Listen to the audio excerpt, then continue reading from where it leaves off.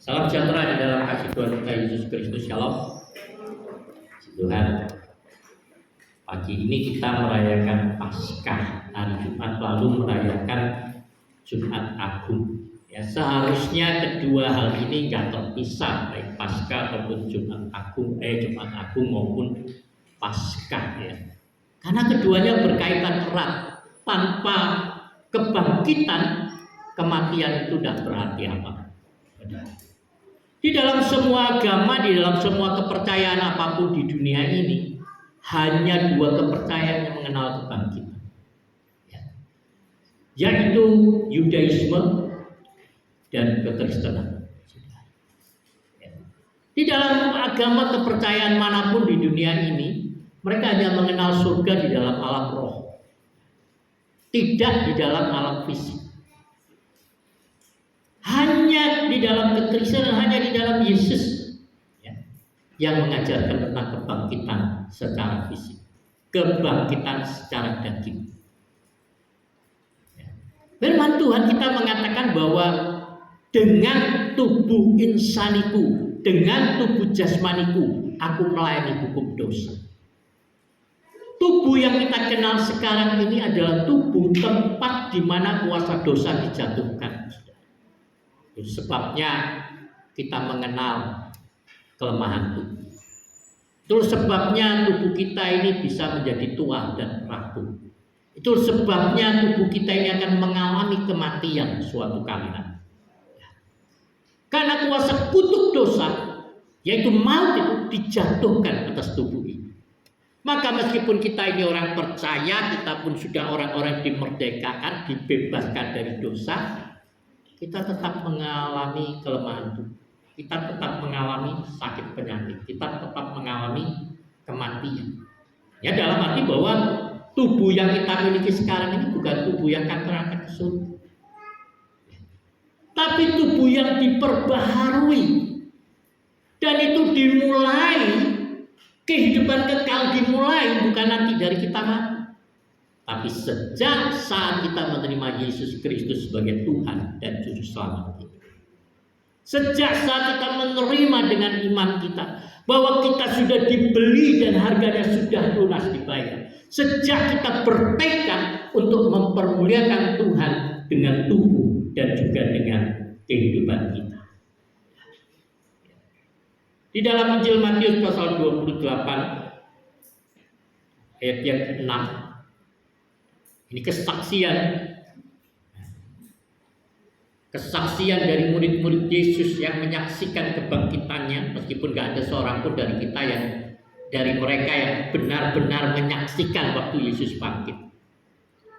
Tapi ini ucapan daripada malaikat Tuhan kepada mereka saat Yesus sudah bangkit.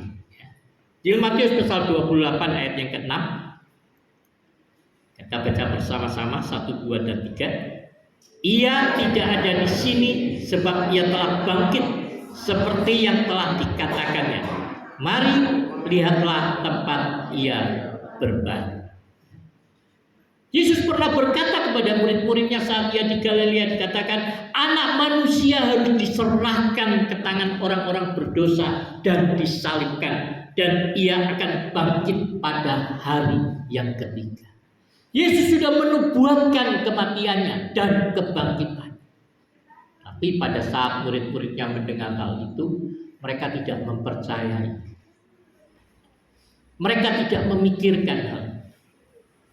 Tapi saat Yesus bangkit, mereka benar-benar baru disitulah mereka mempercayai. Dan itu membuat pengharapan yang sudah terkubur menjadi bangkit kembali. Pada waktu Yesus disalibkan, pengharapan murid-murid Yesus terkubur bersama dengan kematian Yesus. Harapan mereka mati bersama dengan kematian Yesus. Itulah sebabnya waktu Yesus ditangkap dan disalibkan, murid-muridnya tercerai-berai. Harapan mereka hancur saat Yesus menyerahkan diri untuk disalib. Jadi saya katakan pada beberapa hari lalu bahwa orang-orang mengikut Yesus itu dengan harapan yang berbeda-beda. Murid-murid Yesus itu mengikut Yesus dengan harapan yang berbeda-beda. mendengar pengajarannya. Mereka sudah melihat kuasanya di dalam menyembuhkan orang-orang sakit, dalam mujizat-mujizat yang dikerjakan oleh Yesus. Tapi orang mengikut Yesus dengan pengharapan yang berbeda-beda. Ketika para pengikut Yesus, baru Yesus khotbah saja mengajar dengan keras, berapa ratusan bahkan dikatakan meninggalkan Yesus. Kebanyakan orang tuh hanya mau jadi pengikut Yesus.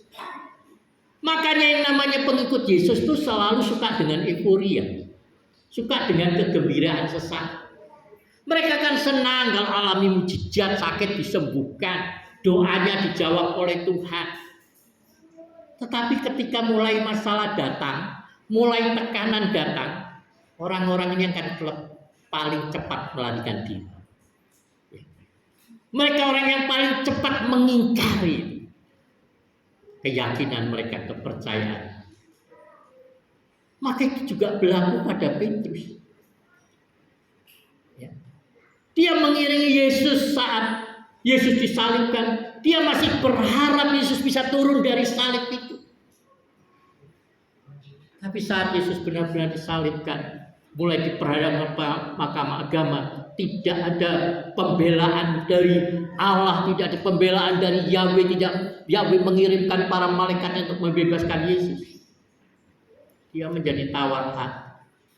Maka dia mulai menyangkal Yesus. Yesus katakan itu lebih dahulu. Engkau akan menyangkal aku sebelum ayam berkokok 3 kali. Pernyataan ini muncul apa? Mengkantor pernyataan Petrus yang katakan, biarpun semua orang meninggalkan engkau, aku sekali-kali tidak akan meninggalkan. Tapi Yesus berkata, sebelum ayam berkokok 3 kali, engkau akan menyangkal. Sebelum ayam berkokok, engkau akan menyangkal. 3 kali. Kita melihat hal itu terjadi. Tidak ada seorang pun dari hari ini yang bisa berkata, oh aku akan setia sampai akhir. Karena setiap komitmen kita akan diuji. Firman Tuhan kita menyatakan, kalau engkau menyangka, engkau teguh berdiri, hati-hati supaya jangan bosan. Jatuh. Jangan sampai kita ini terikat pada kesombongan. Saya mengenal banyak teman saya yang dulu begitu luar biasa, begitu kelihatan sungguh-sungguh pelayanan dalam Tuhan, pengiringan dalam Tuhan, dan mereka selalu membanggakan diri mereka bahwa mereka lebih dari orang lain. Tapi hari-hari ini mereka sudah tinggalkan Tuhan. Maka mari kita melihat bahwa kalau kita ada hari ini, sebagaimana kita hari ini ada, itu karena kasih karunia, karena kemurahan. Maka jangan pernah kita merasa bahwa diri kita yang kuat. Orang selalu merasa dirinya kuat, maka dia cenderung dia mudah untuk meninggalkan persekutuan. Hari-hari ini saya pikir kita harus lebih banyak berdoa, lebih banyak mendekatkan diri kepada Tuhan. Karena kita tidak tahu hari-hari yang mendatang. Maka hari-hari ini kita harus mengisi hati kita, hidup kita dengan kesungguhan untuk mengikuti Tuhan, untuk melayani Tuhan, untuk melakukan apapun kehendak Tuhan, apapun yang Tuhan mau kita kerjakan dalam hidup kita.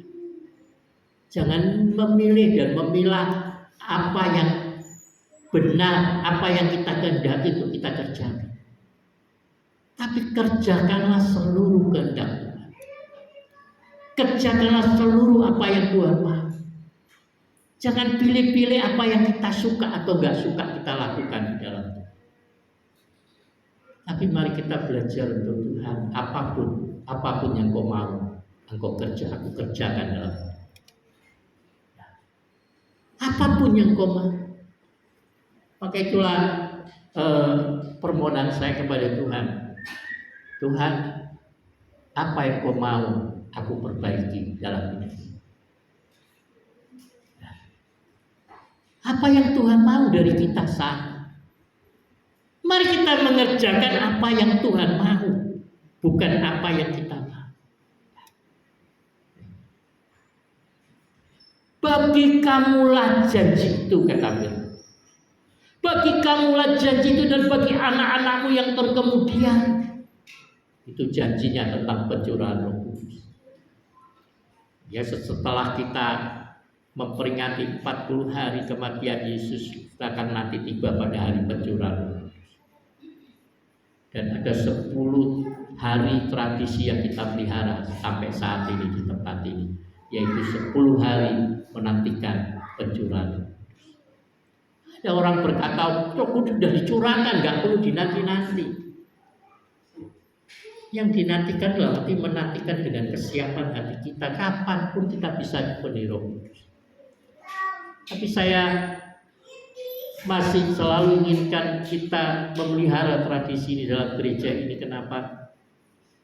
Karena kita biasanya lebih fokus kalau rame-rame daripada kalau sendiri. Tapi cuman sayangnya kita selalu berhenti pada itu tradisi. Ini tradisi nanti bagi telur Paskah. Ini berbeda dengan tahun-tahun lalu. Tahun lalu telur asin, tapi kali ini telur bebek udah pakai asin. Karena katanya banyak yang nggak tahan dengan asinnya. Kalau saya suka telur asin karena awet. Dan rasanya lebih enak kalau makan telur asin.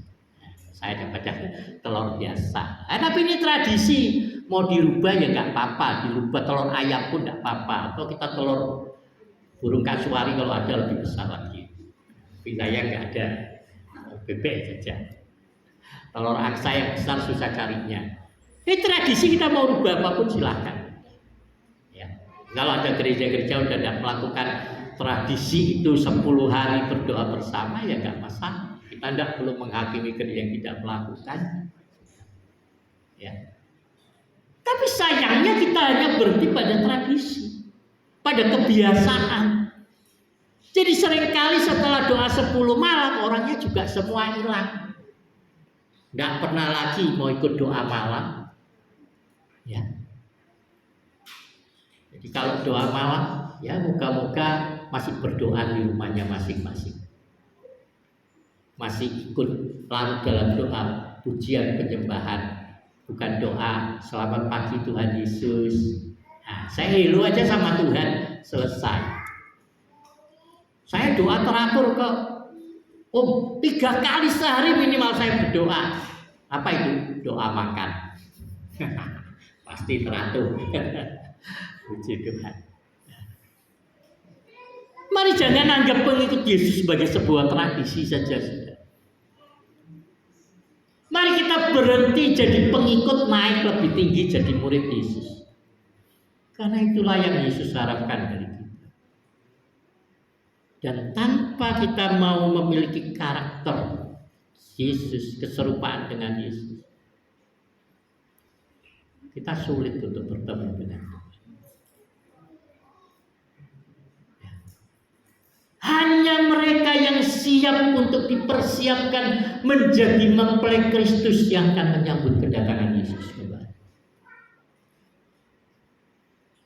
Maka jangan hanya berhenti sekedar mau menjadi pengikut Yesus, tapi siaplah menjadi murid-murid Yesus. Artinya menjadi murid-murid Yesus, orang yang siap bukan hanya untuk dipermuliakan bersama-sama dengan Yesus, tapi dia juga siap untuk menderita bersama-sama dengan Yesus.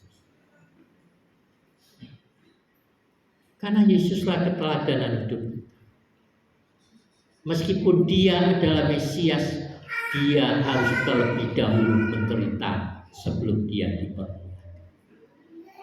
Yesus yang adalah Mesias itu harus menjalani penderitaan. Kematian tidak bisa dipisahkan dari kebangkitan. Demikian juga sebalik.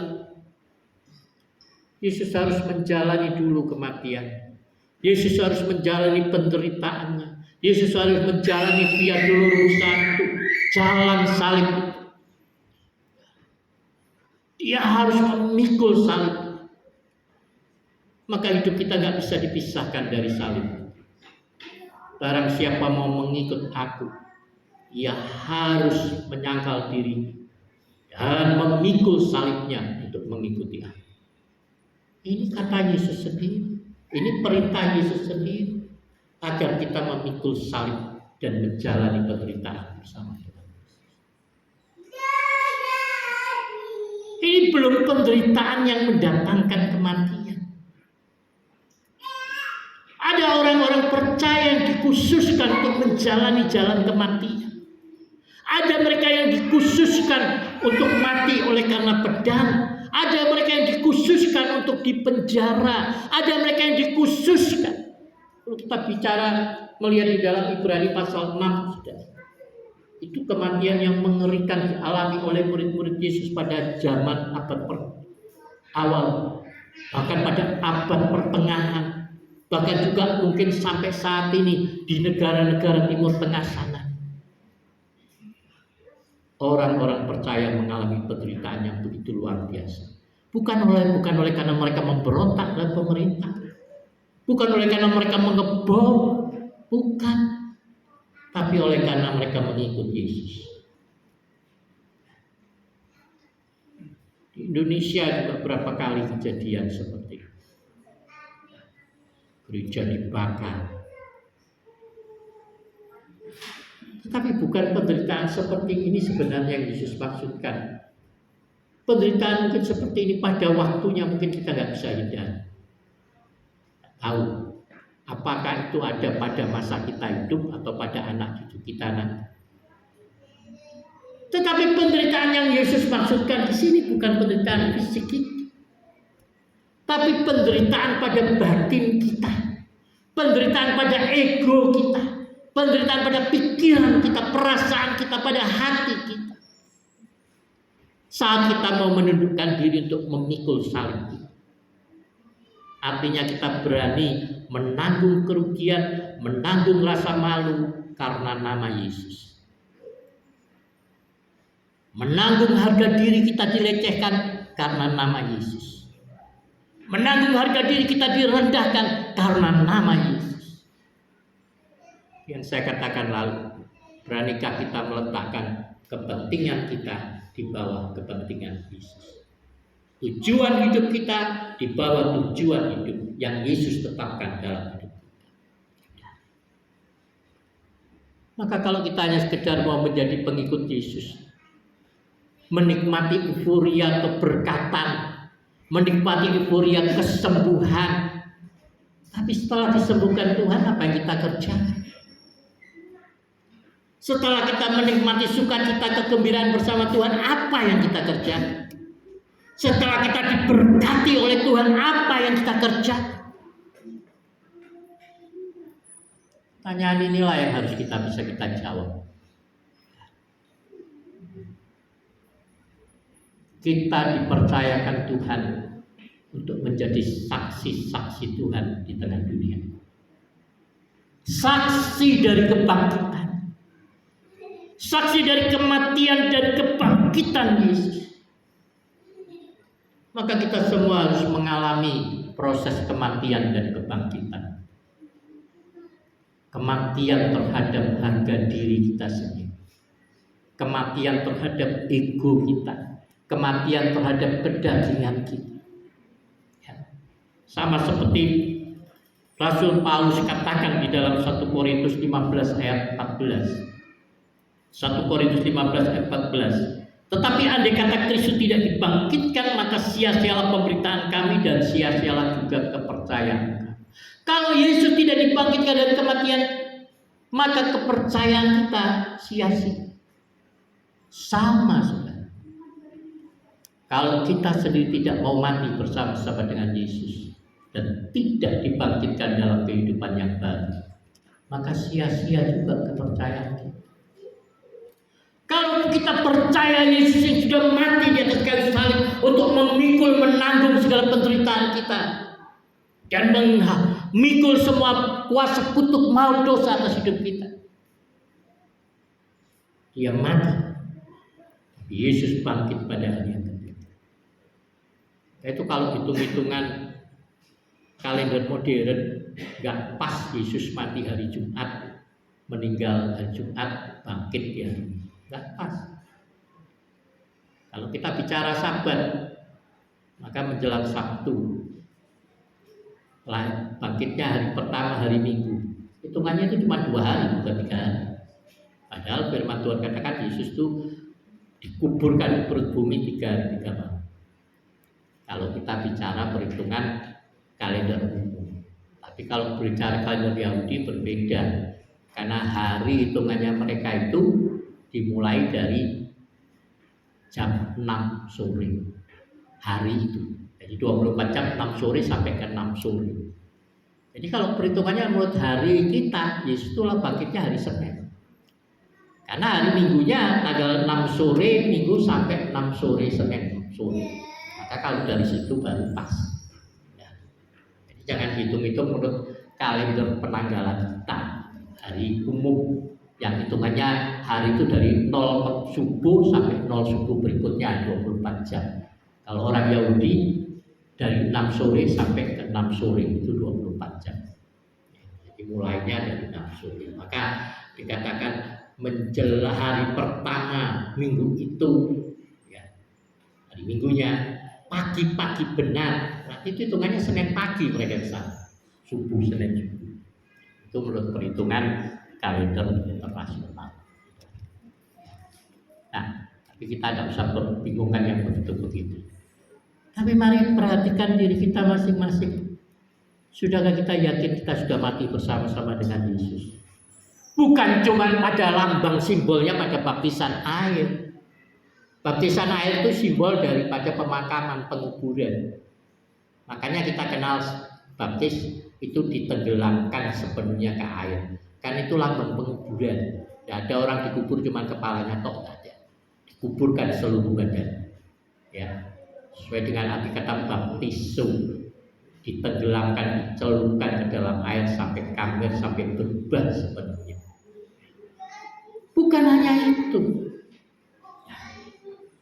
Banyak orang cukup hanya dibaptiskan, percaya kepada Yesus, dibaptiskan, selesai. Begitu bangkit ya tetap sama. Puluhan tahun ikut Tuhan, hidupnya nggak ada perubahan, karakternya nggak ada perubahan. Kita tidak menjadi surat yang terbuka di hadapan orang-orang. Surat Kristus yang terbuka yang jadi adalah kita ini dibuka surat utang. Nah, kita jadi surat utang di mata orang lain. Berarti pandangannya negatif tentang kita. Gak ada perubahan karakter yang bisa menunjukkan kepada orang lain tentang buah-buah yang kita miliki di dalam Kristus. Mari kita jadi surat Kristus, jangan surat utang. Mati bersama Yesus dan bangkit bersama Yesus. Harusnya bertekad sesudah bangkit dari kuburnya, sesudah bangkit dari baptisan air, keluar dari air ini. Bertekad untuk mempersembahkan tubuh ini menjadi persembahan yang hidup, kudus dan berkenan kepada Tuhan. Mulai mengikut jejak salib Kristus, jejak keteladanan hidup Yesus, agar hidup kita ini boleh menjadi berkat untuk orang lain. Tidak lagi melihat kepada kepentingan diri, pemuasan ego diri, mengejar mimpi-mimpi sendiri, mengejar kekayaan dalam hidup, tapi mempergunakan apapun yang Tuhan karuniakan untuk menjadi berkat bagi orang lain, mempermuliakan Tuhan. Kita semua harus belajar. Saya pun selalu belajar. Hanya saya kalau buka-buka pelayanan di desa-desa, tidak pernah saya ambil uang di desa. Saya selalu keluarkan uang menabung. Tuhan bisa kembalikan dengan caranya. Dan Tuhan tidak perlu mikirkan bagaimana cara Tuhan. Nah, kita menyerahkan hidup kita kepada Tuhan, mati bersama Yesus, mematikan ego, mematikan kedagingan kita. Ini penderitaan, saudara. Coba pikirkan nih, berapa orang yang mengalami proses pengampunan. Betapa engkau mengalami penderitaan batin pada waktu engkau dipaksa untuk memberikan pengampunan kepada orang-orang yang melukai hati. Bukan kau memaksa jiwamu. ketika kita memberikan maaf pada orang-orang yang terus-menerus melukai hati. Itu penderitaan. Ini penderitaan yang Yesus mau dari hidup. Ya. Kita mengalami penderitaan ketika kita terpaksa menjadi korban, mengorbankan apapun perasaan kita, kekayaan kita, perasaan hati kita, ketika kita mengerjakan kehendak Tuhan. Sediakah engkau menanggung kerugian oleh karena nama Yesus? Paulus katakan itu kepada kita. Kalau kamu menanggung kerugian oleh karena kamu berbuat jahat, ya pantas. Tapi kalau kamu menanggung kerugian, kekecewaan oleh karena kau mau melakukan kehendak Tuhan, kau pikir saya berkorban, dan korban itu terus memberikan rasa sakit. Kita akan terus berkorban selama kita belum dapat menemukan hati Tuhan. Kita akan terus merasa kita berkorban dalam melakukan kehendak Tuhan selama kita belum benar-benar menyerahkan hati kita sepenuhnya kepada Yesus. Saat kau sungguh-sungguh memiliki hati Yesus dalam dirimu, kau akan tahu bahwa semua apa yang kau kerjakan bukan lagi korban, tetapi bukti dari rasa syukurmu kepada-Nya, bukti dari rasa cintamu kepada Tuhan. Maka kita mau terus melayani orang yang melukai hati kita tanpa ada rasa sakit, tapi yang adalah rasa belas kasihan, rasa syukur. Tapi selama kita belum bersedia mati bersama-sama dengan Yesus, kita akan terus merasa kita ingin berkorban.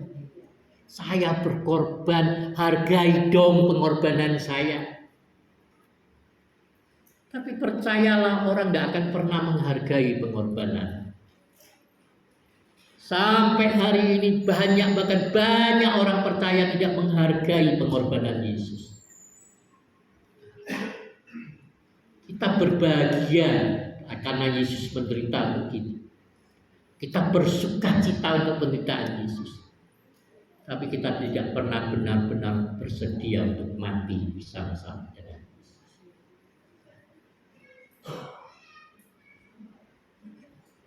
Hanya orang-orang yang siap untuk itu.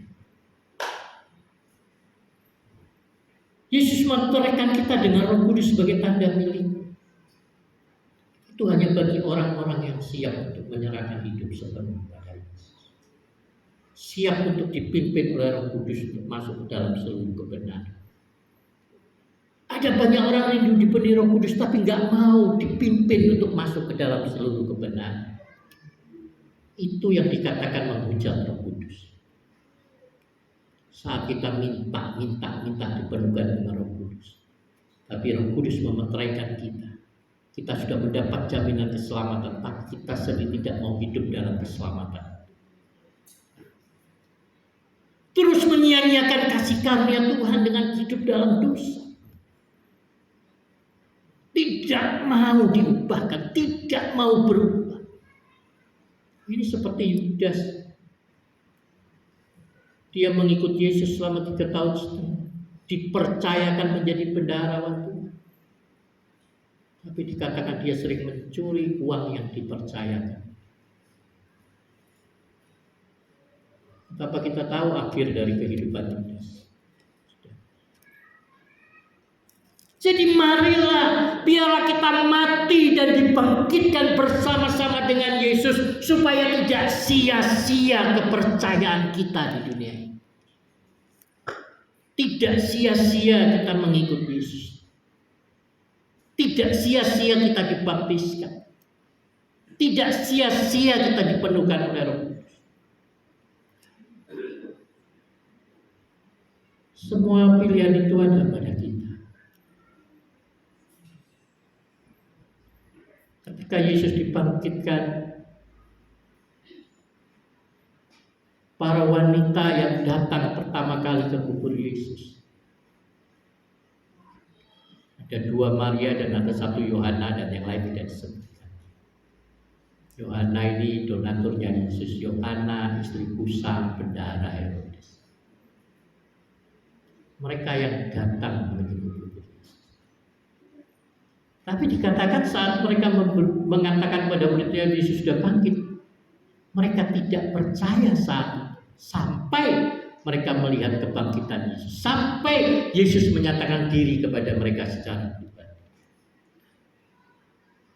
Maka Yesus berkata, berbahagialah mereka yang tidak melihat namun percaya. Saya nggak pernah melihat Yesus. Makanya saya bilang kemarin, saya ini cemburu ilahi kemarin ketika saya melayani orang. Dia bilang, saya berapa kali melayani orang, ya, dan kebanyakan malah orang yang dari Muslim. Dia bilang, saya melihat Yesus. Saya melihat Yesus menggendong bayi saya. Loh, saya udah iring Tuhan selama ini loh, melayani Tuhan, loh, saya belum pernah lihat Yesus. Tapi saya percaya bahwa Yesus sudah mati di atas kayu salib. Saya percaya dengan iman saya bahwa Dia menyelamatkan hidup saya. Saya percaya dengan segenap iman saya bahwa Yesus akan datang kembali kali yang kedua. Maka kalau kita percaya dengan iman kita bahwa Yesus akan datang, Yesus setelah bangkit dari kematian ini, kenapa kita masih hidup menurut kehendak hati kita, pikiran kita, angan-angan? Tidakkah kita berani untuk menyerahkan hidup kita sepenuhnya kepada Yesus? Mari Bapak Ibu Saudara, belum terlambat. Belum terlambat untuk kita bertobat sungguh-sungguh. Belum terlambat untuk kita melakukan kehendak Tuhan. Belum terlambat. Kenapa belum terlambat? Karena kita masih hidup. Kalau udah mati nanti sudah terlambat. Tapi selama masih hidup. Tapi jangan suka menunda-nunda waktu. Karena kita tidak tahu kapan tiba waktu dan saat. Jangan berpikir saya masih muda, tunggu nanti udah tua baru bertobat. Itu dulu pikiran saya begitu sudah. Saya menunda-nunda menyerahkan diri saya meskipun Tuhan berbicara. Saya mendengar Tuhan berbicara, tapi saya tidak pernah melihat Tuhan Yesus itu muncul. Saya mendengar Dia berbicara di hati saya. Saya sudah masuk di gereja ini, Tuhan berbicara dalam hati saya. Kamu harus dibaptiskan. Tapi saya mau menunda itu, saya bilang Tuhan nanti tunggu dulu lah, tunggu saya ya usia 40 lah, baru saya serahkan hidup sama Tuhan. Lalu terus Roh Kudus itu bicara di hati saya, kamu mau pilih mana, mati sekarang atau baptis sekarang? Wah, saudara, kalau orang yang ngomong begitu sama saya, mungkin saya tak peduli lagi. Tapi itu saya yakin Roh Kudus yang berbicara kepada saya. Mau mati sekarang atau baptis sekarang? Saya ya sudahlah, baptis saja. Wah, langsung satu gereja gempar semua. Kenapa? Karena saya terkenal bandelnya. Sampai Bapak Pendeta Monica waktu ketemu saya di Papua, dia lihat saya dengan tidak percaya dan gila-gila. Bukan adikmu yang jadi pendeta?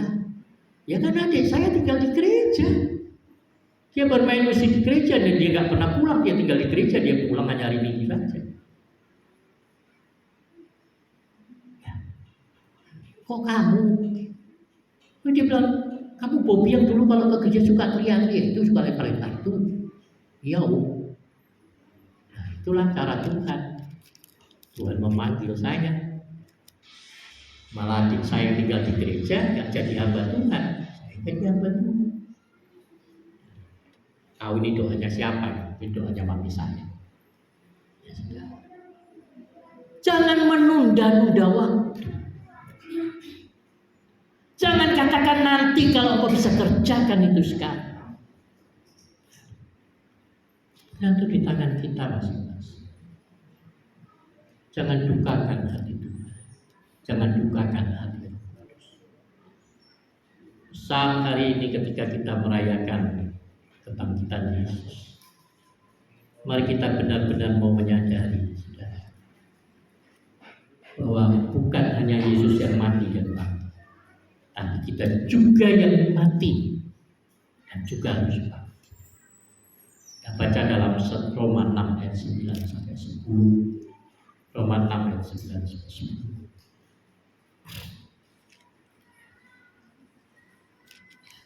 Roma 6 ayat 9 sampai 10. Karena kita tahu bahwa Kristus sesudah ia bangkit dari antara orang mati, tidak mati lagi, mau tidak berkuasa lagi atas dia, sebab kematiannya adalah kematian terhadap dosa, satu kali dan untuk selama-lamanya, dan kehidupannya adalah kehidupan bagi Allah. Ya. Kita membaca untuk diri kita, sebab kematian kita terhadap dosa satu kali dan untuk selama-lamanya, dan kehidupan kita masing-masing adalah kehidupan bagi Allah. Kehidupan kita adalah bagi Kristus. Biarlah kita saat kita memperingati kematian dan kebangkitan Kristus, mari hari ini kita boleh mengambil komitmen untuk saya mati terhadap dosa. Oleh karena Yesus yang telah menanggung kematian itu, memikul segala beban dosa. Saya mau hidup Tuhan dalam hidup yang baru. Serahkan hidup saudara dalam pimpinan Roh Kudus. Bertekadlah, berkomitmenlah, dan minta kemurahan Roh Kudus, pertolongan Roh Kudus untuk memimpinmu masuk dalam seluruh kebenaran. Mulailah kembali untuk membaca Alkitabmu secara teratur. Mulailah kembali untuk merenungkan firman Tuhan. Mulailah kembali untuk membangun hubungan keintimanmu dengan Tuhan, bersekutu di dalam doa, di dalam persekutuan, terlebih di dalam firman Tuhan. Tekadlah, berkomitmenlah, mintalah pimpinan Roh Kudus kok benar-benar mati terhadap kedagingan, terhadap dosa, terhadap ego. Belajar untuk meletakkan kepentingan Yesus di atas kepentingan. Harga dirimu di bawah harga dirinya Yesus. Ambisimu di bawah ambisi Yesus. Tujuan hidupmu di bawah tujuan hidup Yesus. Kita akan melihat Tuhan akan menyertai hari-hari. Roh Kudus akan menjadi penghiburmu yang sejati. Di saat kau tidak tahan dalam tekanan-tekanan yang ada, dan terus menguatkan. Kalau orang sudah hatinya, hidupnya melekat pada Yesus, bukan tidak bisa gagal. Petrus menyangkal Yesus, tapi dia tidak pernah meninggalkan Yesus. Mungkin hari-hari ini ada di antara kita yang hidup dalam penyangkalan terhadap Tuhan. Tapi jangan tinggalkan Yesus. Jangan tinggalkan Bethlehem itu. Jangan tinggalkan rumah roti. Makanya seperti yang pernah saya katakan kepada seseorang, ketika seseorang mengkomplain, dia bilang saya lebih baik tidak ke gereja. Gereja itu isinya orang munafik semua. Saya berkata kepadanya, saya katakan sama kamu, saya lebih menghargai orang-orang munafik. Kenapa? Karena masih mau ke gereja. Kita orang berdosa semuanya, makanya kita butuh Tuhan. Di gereja ini kita semua ini masih kesakitan. Gak ada seorang pun dari kita yang sudah sempurna. Kenapa? Kalau sudah sempurna, sudah innalillahi, sudah diangkat Tuhan. Karena belum sempurna, masih ada di sini. Bukan orang sehat yang perlu tabib, tapi orang sakit. Kita semua masih butuh Tuhan, karena nggak ada seorang pun dari kita benar-benar sehat. Makanya buat saya itu bukan kemunafikan kalau kita masih mau datang kepada Tuhan, karena kita tahu kita membutuhkan Yesus. Tapi seperti Yesus ini memberikan perumpamaannya, di gereja itu masih ada banyak yang terhilang.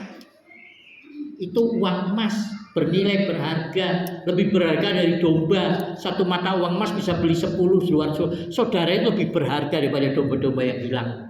Ada di rumah Tuhan, berharga bernilai.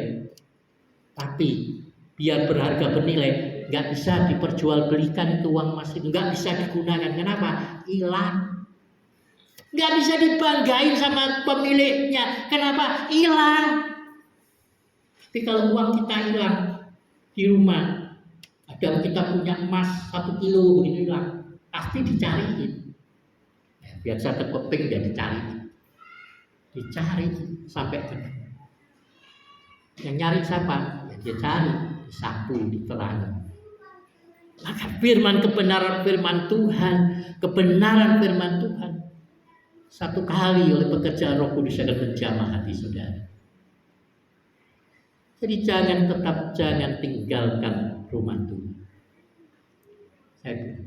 Nah, kalau kamu udah merasa dirimu benar, siapa yang selamatkan kamu? Kamu gak pernah datang sama Tuhan.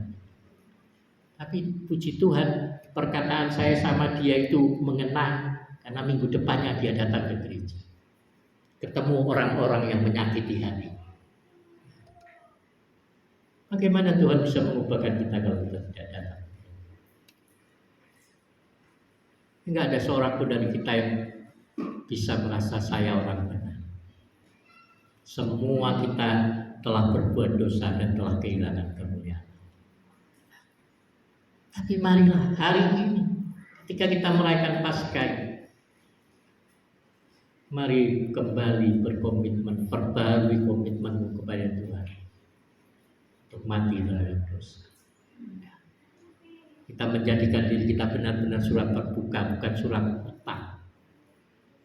Orang kalau mandang surat utang, dia pegang surat utang, kartu kreditan belum dibayar, nyesek. Tapi ya Tuhan mau kita menjadi surat Kristus yang terbuka. Surat itu berisi pernyataan kasih Yesus. Surat itu berisi pernyataan tentang kemerdekaan di dalam Yesus, kebebasan di dalam Yesus. Kita datang kemanapun orang boleh bersuka cita, merasakan damai saat kita datang. Perkataan kita menjadi perkataan yang memotivasi, mengingatkan orang akan kasih Yesus. Kita menyaksikan kebaikan kemurahan Yesus dalam hidup kita pada setiap orang yang mengenal kita. Orang pasti senang berbicara dengan kita. Seperti ya saya pernah ceritakan, tapi sekali lagi saya ceritakan kepada saudara. Saya berkali-kali pergi ke rumah orang. Itu orang yang sangat fanatik dengan agama kepercayaan. Dia tidak pernah kasih saya masuk lewati pintu rumahnya. Dia selalu menyambut saya, dia di pintu atau dia membawa saya keluar berbicara di halaman. Tidak pernah sekalipun saya mengenal dia sudah lebih dari 3 tahun, saya pernah masuk ke pintu rumah. Tetapi suatu kali ketika saya berdiri di situ, berbicara dengannya, istrinya melewat. Istrinya semua tertutup, hanya matanya yang terlihat. Dia lewat di belakang suaminya. Dia berhenti sejenak melihat kepada saya. Kemudian dia buru-buru memanggil suaminya datang. Lalu tidak lama suaminya keluar, lalu dia bertanya, Om ini apanya Mami Anugrah? Terus saya bilang, saya anaknya. Saya tahu Mami Anugrah cuma satu di Bontang. Saya anaknya. Dia langsung berlari kembali. Memanggil istrinya. Istrinya buru-buru keluar, merapikan kursi mereka, sofa mereka yang sudah jelek itu. Dia menghamparkan kain di atasnya. Kemudian dia menyuguhkan saya kopi. Satu-satunya kopi yang pernah saya nikmati di rumah itu. Karena setelah itu dia pindah. Tapi saudara, hari itu saya menerima penghormatan benar-benar sebagai tamu di rumah. Dan keluarganya itu, istrinya menangis di depan saya dan berterima kasih untuk kebaikan hati Mami terhadap mereka. Keteladanan hidup yang saya rasakan dari orang tua saya. Betapa Mami itu dulu buka rumah makan yang gak pernah untung. Karena dia buka rumah makan hanya untuk supaya memberkati banyak orang. Mereka menceritakan pada saya bagaimana mereka menikah hanya punya uang 200.000. Mertuanya minta undang orang banyak. 200.000 yang diundang juga 200-an. Yang hadir 300-an. Mami hanya bilang, kasih uangnya sama Mami. Nanti Mami. Kebaikan kecil. Semua mereka, Mami itu hanya paling sering tawarin. Ketika dia lihat orang kesulitan, kesusahan, sebenarnya kesaksian seperti ini, saudara. Ketika saudara kau melihat orang lain dalam kesulitan, mukanya agak mendung-mendung, tanya, ada masalah apa? Itu yang Mami salah, kamu ada masalah apa? Nanti Mami doakan. Tapi dia juga bukan hanya berdoa, dia juga membuka dompetnya dan mengulurkan tangan. anak-anaknya sering ngomel, mami itu suka ditipu orang. Ini saya belakangan ketika saya melakukannya baru saya menyadari memang sengaja kami mau ditipu orang. Itu sebuah kesaksian kehidupan dari orang tua saya. Jadi marilah Bapak Ibu Saudara, biar setiap kita menjadi surat terbuka di hadapan. Yesus berkata, hendaklah terang dinyatakan melalui perbuatan baik. Jadi berbuatlah baik kepada setiap orang. Karena di dalam Injil Matius 25 katakan, Yesus berkata tentang domba-domba dan kambing-kambing. Domba-domba itu adalah orang-orang yang terus mau berbuat baik, yang mau memperhatikan orang-orang miskin, orang-orang yang berkekurangan, orang-orang yang membutuhkan. Yesus katakan, orang-orang yang berbuat baik akan masuk surga, orang-orang yang berbuat jahat akan masuk ke dalam neraka. Jadi jangan hanya bangga karena kau menjadi pengikut Yesus, tapi mari kita mau menjadi murid-murid Yesus. Hari ini mari kita perbaharui komitmen untuk kita boleh benar-benar mati bersama Yesus. Bukan hanya mati, tapi kita bangkit bersama-sama Yesus. Bangkit dalam kehidupan yang baru, mengikuti jejak teladan Yesus. Haleluya. Mari kita bangkit berdiri.